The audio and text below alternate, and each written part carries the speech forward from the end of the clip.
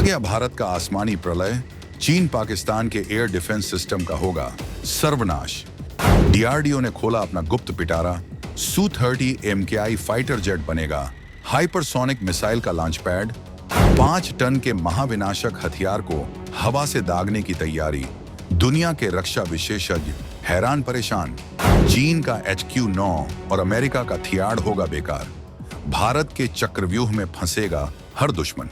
जब दुनिया ये सोचकर खुश हो रही थी कि भारत रूस से मिले S-400 डिफेंस सिस्टम पर निर्भर है, जब चीन और अमेरिका अपने अपने सैटेलाइट से भारत की जमीनी मिसाइल बैटरियों पर नजर गड़ाए बैठे थे, तब भारत की टॉप सीक्रेट लैब्स में एक ऐसा आसमानी योद्धा तैयार हो रहा था जिसकी भनक दुनिया की किसी भी खुफिया एजेंसी को नहीं लगी। ये एक ऐसा चक्रव्यूह है जिसे भारत के जीनियस वैज्ञानिकों ने चुपचाप रचा है। ये एक ऐसी ताकत है जो न सिर्फ रूस के S-400 की जगह लेगी, बल्कि उससे भी 10 कदम आगे निकल जाएगी। ये वो स्वदेशी ब्रह्मास्त्र है जो फाइटर जेट के पंखों पर सवार होकर दुश्मन के इलाके में ऐसा प्रलय मचाएगा जिसकी कल्पना तक बीजिंग और इस्लामाबाद में बैठे रणनीतिकारों ने नहीं की होगी। भारत ने अब दुनिया के सामने अपने उस पत्ते को खोलने का मन बना लिया है जो सिर्फ एक मिसाइल नहीं, बल्कि भविष्य के युद्धों को जीतने की गारंटी है।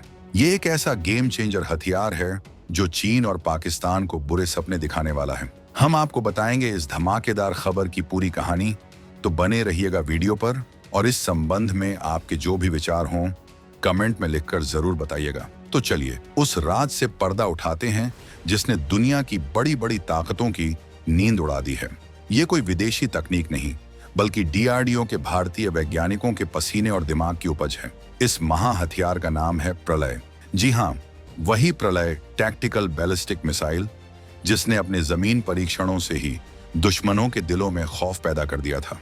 लेकिन अब कहानी में एक ऐसा मोड़ आया है जो किसी थ्रिलर फिल्म से कम नहीं है। डीआरडीओ अब इसी प्रलय का एक ऐसा संस्करण बना रहा है जिसे जमीन से नहीं, बल्कि आसमान से हमारे फाइटर जेट्स से दागा जाएगा। जरा सोचिए उस मंजर के बारे में, जब हमारा सुखोई 30 MKI फाइटर जेट, जो पहले से ही आसमान का सिकंदर है, अपनी गर्जना के साथ दुश्मन की सीमा में घुसेगा और उसके पंखों के नीचे से प्रलय जैसी बैलिस्टिक मिसाइल निकलेगी जो पलक झपकते ही दुश्मन के command centre, air defence system और सैन्य ठिकानों को धूल में मिला देगी। ये एक ऐसी कल्पना थी जो अब हकीकत बनने जा रही है। लेकिन यह मिशन इतना आसान नहीं था। इसके रास्ते में एक ऐसी चुनौती थी जो किसी पहाड़ से कम नहीं थी। मौजूदा प्रलय मिसाइल का वजन 5 टन से भी ज्यादा है, यानी एक भारी भरकम हाथी के बराबर। वहीं हमारे सबसे ताकतवर फाइटर जेट्स में से एक सुखोई 30 MKI केवल 2.5 टन तक का ही वजन उठा सकता है। अब सवाल यह था कि 5 टन के इस भीम को 2.5 टन की क्षमता वाले अर्जुन के रथ पर कैसे सवार किया जाए।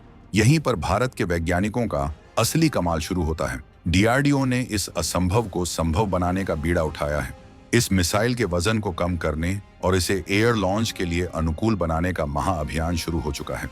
ये सिर्फ वजन कम करने की बात नहीं है, ये इंजीनियरिंग का एक ऐसा चमत्कार होगा जो दुनिया के लिए एक मिसाल बनेगा। अब समझते हैं कि आखिर इस आसमानी प्रलय में ऐसा क्या खास है जो इसे दुनिया का सबसे खतरनाक हथियार बना देगा, और क्यों चीन और पाकिस्तान के अरबों डॉलर के एयर डिफेंस सिस्टम इसके सामने कागज के खिलौने साबित होंगे।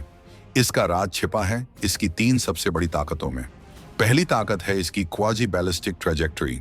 इसे सरल भाषा में समझिए, ज्यादातर बैलिस्टिक मिसाइलें एक सीधे अंदाजा लगाए जा सकने वाले रास्ते पर चलती हैं, जैसे क्रिकेट में फेंकी गई एक सीधी गेंद। दुश्मन का एयर डिफेंस सिस्टम इसी रास्ते का अंदाजा लगाकर उसे हवा में ही नष्ट कर देता है।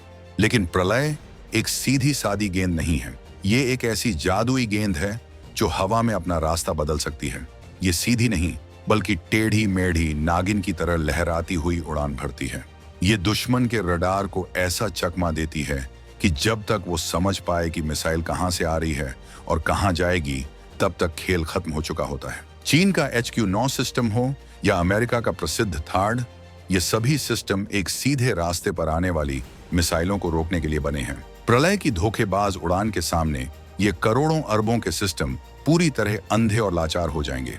अब बात करते हैं इसकी दूसरी और सबसे खौफनाक ताकत की, हाइपरसोनिक स्पीड। प्रलय ध्वनि की गति से कई गुना तेज यानी हाइपरसोनिक रफ्तार से चलती है। ये इतनी तेज है कि दुश्मन को प्रतिक्रिया देने का, अपने बचने का सिस्टम एक्टिवेट करने का या चाय का कप नीचे रखने तक का भी मौका नहीं मिलेगा। जब तक दुश्मन के सायरन बजेंगे तब तक प्रलय अपना काम कर चुकी होगी। पाकिस्तान तो दूर, चीन भी इस स्पीड से डरता है क्योंकि उसके एयर डिफेंस सिस्टम अभी ऐसी तूफानी रफ्तार को रोकने में सक्षम नहीं है। और फिर आती है इसकी तीसरी ताकत जो इसे अजेय बनाती है, टर्मिनल मैन्यूवर्स। इसका मतलब है कि लक्ष्य के ठीक पास पहुंचने पर यह मिसाइल हवा में कलाबाजी कर सकती है, अपना अंतिम रास्ता बदल सकती है। अगर दुश्मन किसी तरह इसका पीछा कर भी ले तो आखिरी सेकंड में ये उसे ऐसा चकमा देगी कि कोई भी इंटरसेप्टर मिसाइल इसे छू भी नहीं पाएगी। ये तीन ताकतें मिलकर प्रलय को एक मिसाइल नहीं बल्कि एक अचूक ब्रह्मास्त्र बना देती हैं। अब सवाल उठता है कि भारत को जमीन से लॉन्च होने वाली प्रलय के होते हुए इसके एयर लॉन्च वेरिएंट की जरूरत क्यों पड़ी। यहीं पर भारत की चाणक्य नीति और भविष्य की युद्ध रणनीति की झलक दिखती है। जमीन पर रखी मिसाइल बैटरियों का पता दुश्मन सैटेलाइट से लगा सकता है, उसे पता होता है कि खतरा कहां से आ सकता है। लेकिन जब यही मिसाइल एक फाइटर जेट पर तैनात हो तो वो एक चलता फिरता लॉन्च पैड बन जाता है। हमारा फाइटर जेट आज राजस्थान के ऊपर है, कल अरुणाचल के और परसों हिंद महासागर के। दुश्मन अंदाजा भी नहीं लगा पाएगा कि प्रलय का हमला कहां से और किस दिशा से होने वाला है। ये भारत का वो गुप्त ट्रम्प कार्ड है जो चीन के एंटी मिसाइल डोम को ध्वस्त करने की क्षमता रखता है। Su-30 MKI या भविष्य के हमारे पेनियम पीढ़ी के AMCA फाइटर जेट से छोड़ी गई प्रलय सीधे चीन के अंदरूनी इलाकों, तिब्बत में बने उसके सैन्य ठिकानों और पाकिस्तान के चप्पे चप्पे तक पहुंच सकती है, वो भी बिना किसी चेतावनी के।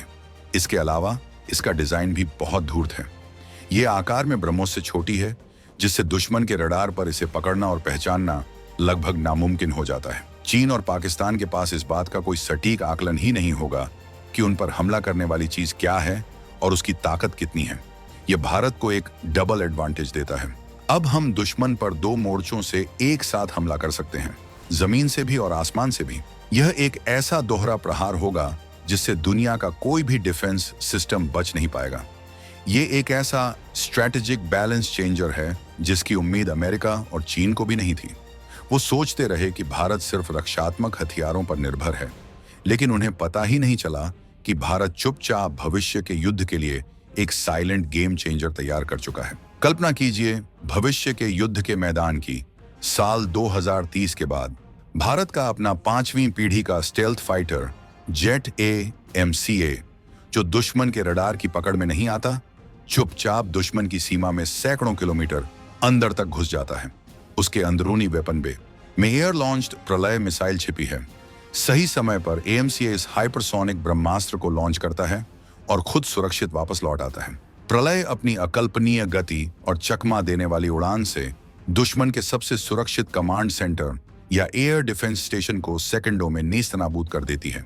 यह एक ऐसा कॉम्बिनेशन है, स्टेल्थ, अदृश्य, हाइपरसोनिक, अतितेज और अजेय, अनस्टॉपेबल, जिसे देखकर आज चीन भी कांप उठेगा।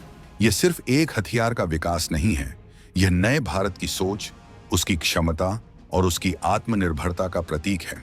यह इस बात का ऐलान है कि भारत अब अपनी सुरक्षा के लिए किसी दूसरे देश पर निर्भर नहीं रहेगा। हम अपने हथियार खुद बनाएंगे, अपनी तकनीक खुद विकसित करेंगे और अपनी शर्तों पर दुनिया में अपनी जगह बनाएंगे।